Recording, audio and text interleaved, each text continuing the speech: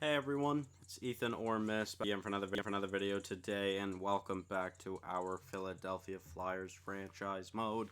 And here in today's video, we're going to sim through the regular season, and I'm going to do a quick look at the team, and we're going to get right into the simulation, just because of course we didn't really get to do anything last episode, so I would speed this up for you guys as much as I can. Nathan Westcott, Nolan Patrick, and Travis Connecting will make our top line. Our second line of Morgan Frost, Sean Couturier, and Joel Farabee. Third line of Victor Hadfield, Claude Giroux, and Weston Stasiak. Fourth line of Jamison Reese, German Rupstov, and Max Comtois.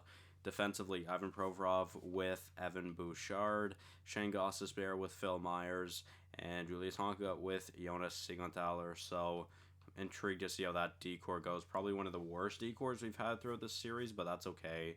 And then Carter Hart and Amari McGrath to be the tandem this season, which of course I'm very intrigued about. Now quickly, I know I just said I want to get right into the simulation, but I do want to take a look at of course everything that is uh, going into this season, because of course the Flyers have Claude Giroux, who is, what is that, 30 some points, 38 points. Let me just math real quick.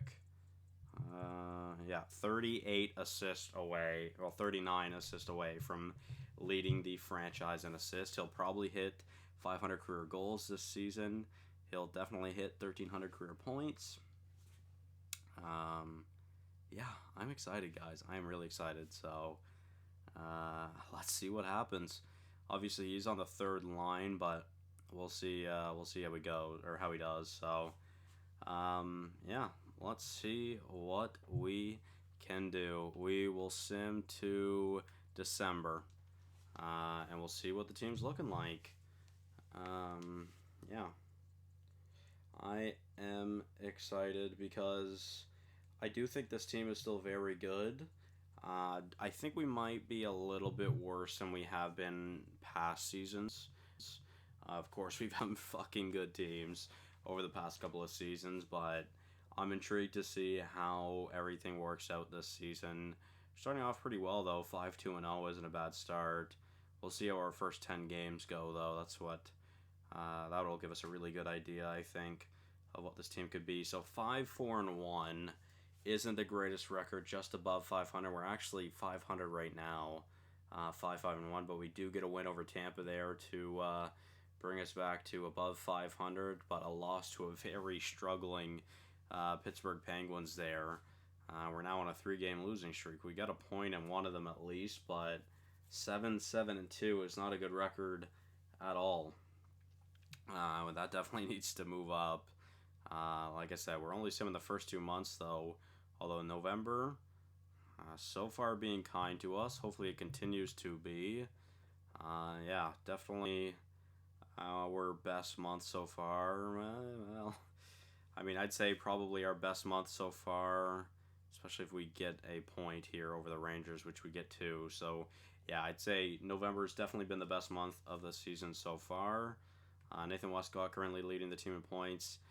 We have sole position over the third place position in the Metro right now. And we're about a top 8 team in the East. And we're like a top 12 team in the league right now. So, yeah, I mean, 14-9-2 isn't that bad. 8-2-0, though, over our last 10 is pretty solid. Quickly, just want to see how the top line, or not really the top line, but the lines are doing. 18 points from Patrick, 16 points from Konechny. That's pretty low.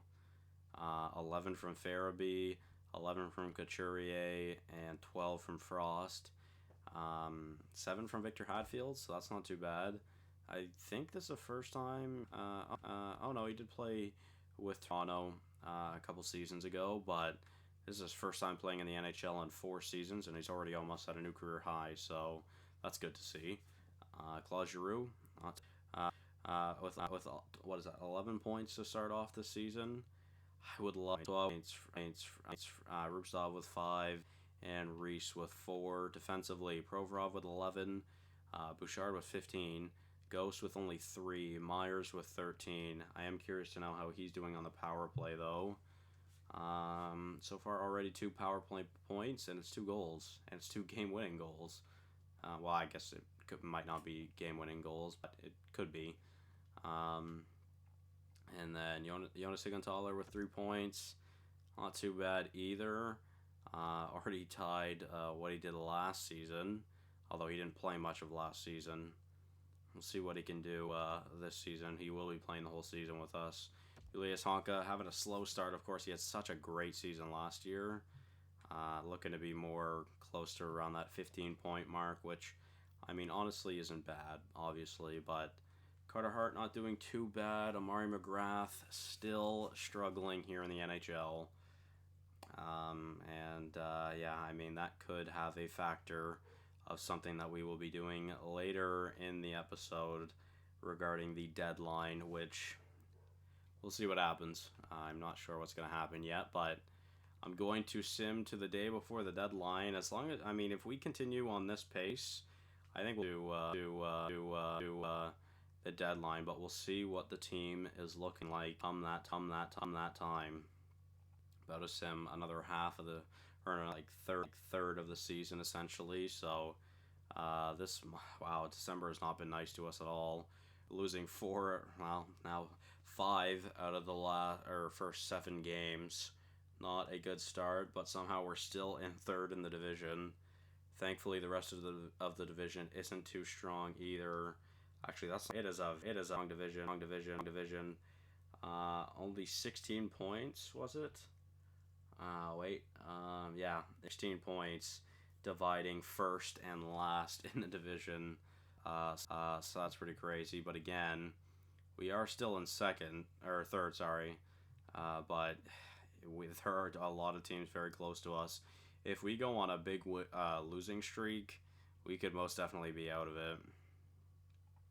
And you know what? We lose one game there. We lose another game there. Still in 5th, which is not good. A win streak would do wonders for us.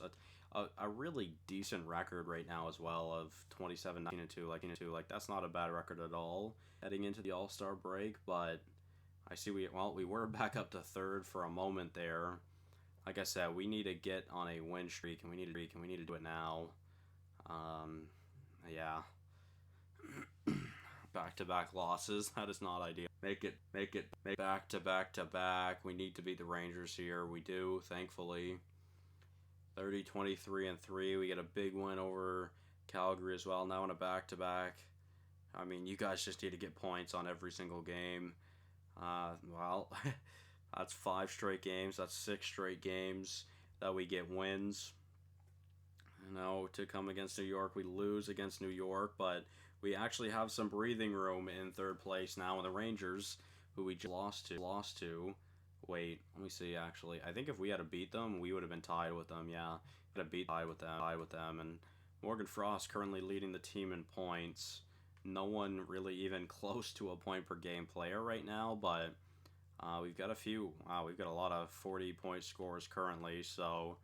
Let's see, 48 points from Morgan Frost, 46 from Nolan Patrick and Nathan Westcott, 43 from Sean Couturier, 41 from Konechny and Provorov, 37 from Farabee, 36 from Giroux and Myers, 28 from Stasiak and Bouchard, 19 from Hadfield, 18 from Reese, 17 from Ghost, 15 from Rubstov, 14 from Honka, 9 from Siegenthaler and Comtois. So everyone should break digits, which is nice. Let's see, Claude Giroux now. How many assists does he have? He's at 829, and he needed, I think it was 855. So quite a ways away. So tempted to put him on a higher line just so he can break it. So tempting. I might.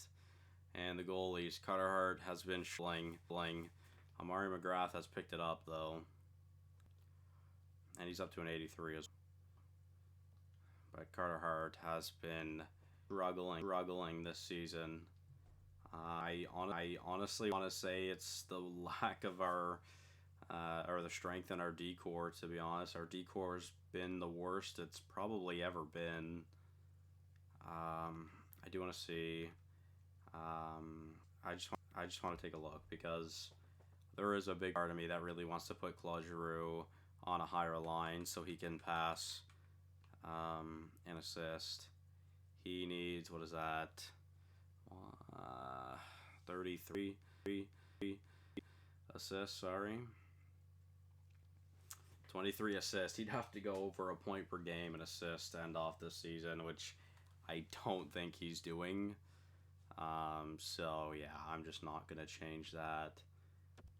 Yeah, that's all right. Might not surpass Clark in assist. Obviously, not a bad career from Claude Giroux either way. He is now 40 years old, which definitely means he might not continue on with us. I'm going to switch Hadfield and Reese just to try and maybe give Giroux some more points out of curiosity, but our decor, I mean, that one, their plus minuses are all fine. It's just our top pairing struggles, that's for sure. But yeah, I mean, whatever. We're gonna hit the deadline, and what's pretty interesting about this year's deadline is a big game against Carolina. By the way, we are going to be listed as a buyer, of course. We're going to enter the deadline, and we're actually going to make a move this year.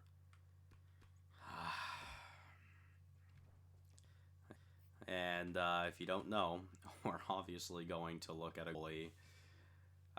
Will it be Carter Hart? Will it be Amari McGrath? Carter Hart, 29 years old with 6 years left. Amari McGrath, 22 years old with 1 year left. Who will it be? Take your pick. It will be Amari McGrath that I'm going to trade away. I've decided that Carter Hart is our guy. We're gonna stick with Carter Hart. There are unfortunately McGrath, which, to be fair, makes sense.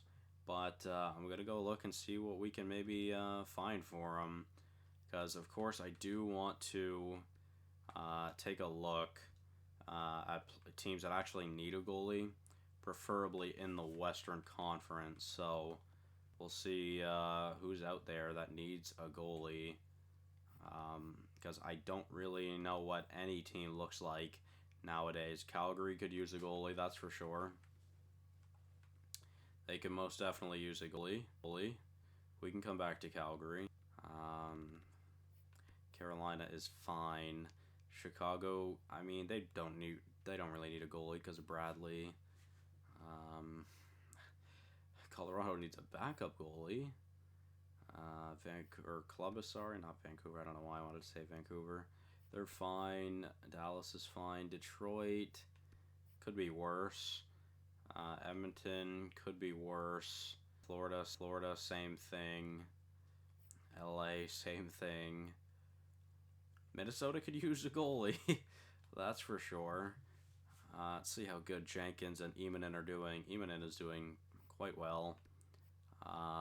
Jesus Christ, can't really imagine there's any team worse off than Minnesota right now. But we'll continue on. They don't have any prospects or anything either, so I'm thinking Minnesota will be the looking like it so far. Vancouver could use some help. I mean, they at least have a goalie that can play in the NHL.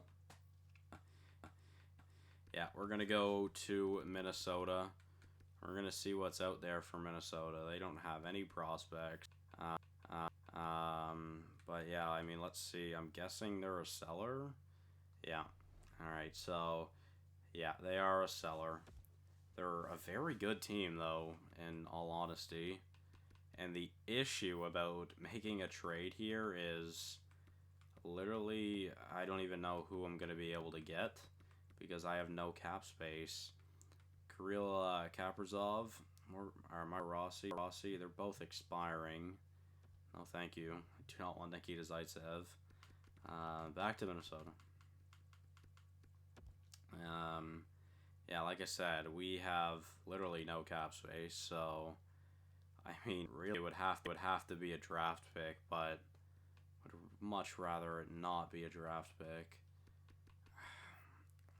A defenseman would be lovely. Yeah. They just have the three there. Morozov. Be a righty. Oh, if this guy was a righty, I would have 100% for him. I mean, that would be sick, to be honest. To get Morozov. Let's see. He's clearly a defensive defenseman. He's wicked defensively, though. My lord. He is very solid all around, though. He was drafted 6th a couple of seasons ago. There's also Juha Ruutu, another good defensive defenseman. They're both pretty solid. Noah Hannafin there as well, but of course, Morozov and Ruta both expiring this season. Who would I rather is the question. Ruta can definitely put up more points, which honestly seems a little more honestly, a lefty would be more ideal because of Ghost. So yeah, Morozov is the one. I don't know how I'm gonna get this to go through. They do want McGrath. They want Slychuk as well. I'm gonna try it. Morozov for McGrath and Slychuk. And you know what? You guys can take Siegenthaler as well because not like I'm gonna need the guy. Actually, I don't want to make that. Want to do that. So that was rejected. Understandable. I'm gonna keep both of them in there though, to be honest. And let's see what else can add here.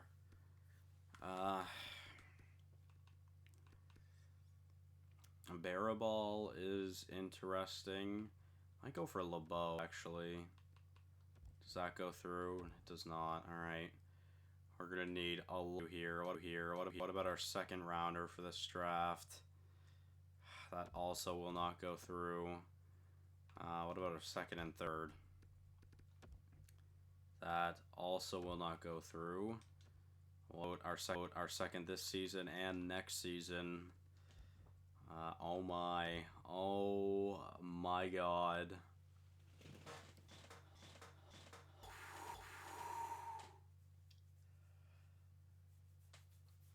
Oh my god. Do not exit the trade. Stanislav Morozov. Welcome. Philadelphia. Oh my. That is a big trade. Holy shit. That is a big trade. Wow. Alright, I'm exiting the deadline now. That is a big trade. That was insane. I didn't think I was actually going to be able to pull that off without giving up a first. But I didn't even have to give up our first round pick for this draft, which is insane. Yanni Kokkonen, oh, thank you. So, let's go make some roster moves, ladies and gents. Oh, man, our decor. Oh, yeah. That is exactly how I want it to. That is insane. Oh, that is a disgusting decor. Did it change my forward core? Why? Like, I didn't click best lines game. Such a joke. This game sucks still. It's fine. Is that how I had it? Oh, I had Rustov down there. Sorry, right. I'm not editing the lines. I really could care less. Wilcox, that's fine. It's just for the end of the season. I'm not too worried about it. That is a good-ass defensive core. That is insane. And let's go see if we can work out an extension for him now. I don't really know how much cap we're upcoming season. But let's see. I mean, he doesn't want an extension currently, but I'm gonna try to get him on one. Oh no. Oh no, we don't have any cap. I don't offer him that contract because if he declines, his value is skyrocketing. Shit. Oof. We've got two very big players that we need to work deals out with here. I think I'm gonna have to wait. I think I could get Farabee on a contract. Well, no, I think I'd be able to get Farabee on a contract either. At this point, I'm almost hoping Claude Giroux retires, because if he doesn't, then I'm literally gonna have no cap space to work with those two players. So yeah, I mean, we got we got Morozov, and of course that is gonna help us try to get one more Stanley Cup for Giroux, but that could be that can will be interesting. So let's see. We've got a couple days to warm up with Morozov. Let's see how our first game goes. A 6-3 win, a 4-2 win in that back-to-back against Florida. That's a 10-5 victory in those two games, so not bad. We'll see how this season ends. I mean, it's hard not to think our team is one of the best teams on paper, especially with our decor. Like, our decor must be insane, like an insane rating. We have surpassed 40 wins for a millionth time this series, pretty much. As we come down to our final 5 games of the season, we get an overtime loss, a regulation loss. We have clinched, though. We beat the Buffalo Sabres. We beat the Buffalo Sabres again, and one more game, we destroy the Islanders in our last game of the season. And there we go. Ivan Provorov leading the way this season in points. Not bad. It's unfortunate just because of the forwards we have on this team, but that's insane. So let's go see where we finished in the league. We finished 3rd in the division. Of course, the Metro was stacked this season. We finished Minnesota. Nice. So I guess it maybe the trade works out for both teams. They get a starting goaltender, a very good goaltender. We get a very good defenseman. Love if Morozov could put up like 20 to 30 points a season. I don't know how likely that is, really. We'll take a look, of course, but if he can put up around that 30-point mark every season, then that's great. So we ended up having, what is that, 8? Yeah, 8 50-point scores, which isn't bad at all. And 5, yeah, 60-point scores. So obviously, like I said, Provorov led the way with 67. Then Nolan Patrick with 65. Konechny, Westcott, and Frost all tied in 3rd with 62.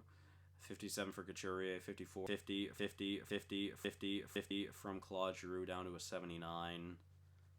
Unfortunately, probably won't be passing Buck here in assist unless he comes back for another season. Then I'm gonna play him. Even if he's like a 74 overall, I'll play him until he passes Bobby Clark. Phil Myers. This guy, man, is sick. Finally given some power play time, and you know what? I mean, he only gets 6 points on the PP, but still 44.8. Evan Bouchard with 41. We have 3 defensemen putting over 40 points. Like, that's insane. Stasiak with 21 goals this season. That is very good. Jameson Reese with 26 points. Victor Hadfield 21 points. New career high for him.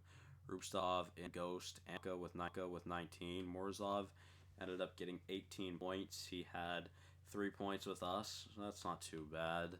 Comtois with 14. Sigon Tyler ended up hitting double digits. So that's unfortunate. Of course, I guess he did only play the 63 games with us. I kind of forgot that we bumped him out, but that's all right. Carter Hart, stats were not good. Wilcox struggled as well. Carter Hart almost ended up getting 40 wins, but the stats were not great. Yeah, I mean, let's take a look around actually really quick. Who led our team in goals? This is an Olympic, yeah. I mean, that's seven 20 goal scores. That's not bad. Every season has been a very well-rounded team. Like, no real superstars like you see Line A and Zegras and like McDavid, McKinnon up here. But let's go through the league. So McKinnon once again will be winning the Art Ross. Taylor Hall and St. Louis, nice. McDavid, Taylor Hall, and McKinnon, all 100-point scores. Trevor Zegras and Mikko Rantanen with 99. Patrick Laine with 98. Vladimir Tarasenko with 90. Dominic Kahun with 95. Jesus. Quinn Byfield with 92. This guy's sick. Who is the other guy on St. Louis playing with Hall and Tarasenko? My God, Quinn Hughes, a point per game defenseman this season. Nice. I was hoping there was a shot that Provorov was winning the Norris this season, but that's Sprong. Wow. So 286. Nice. Who the hell? Where is anyone on St. Louis? Literally, a lot. Lindholm, I'm guessing. Interesting. Most goals this season was obviously Laine and Zegras with 56. Most assists goes to Dominic Kahun with 74.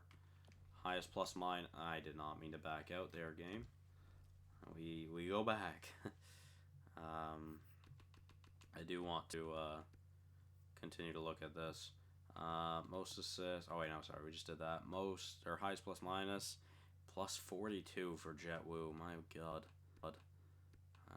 Yeah, that's high.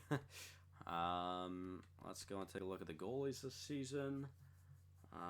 46 wins from Andrei Vasilevsky, and he will most definitely be winning the Vezina this season as well, although Shesterkin and Mackenzie Blackwood definitely make an argument for that. Even Yaroslav Askarov as well, up to an 88, by the way.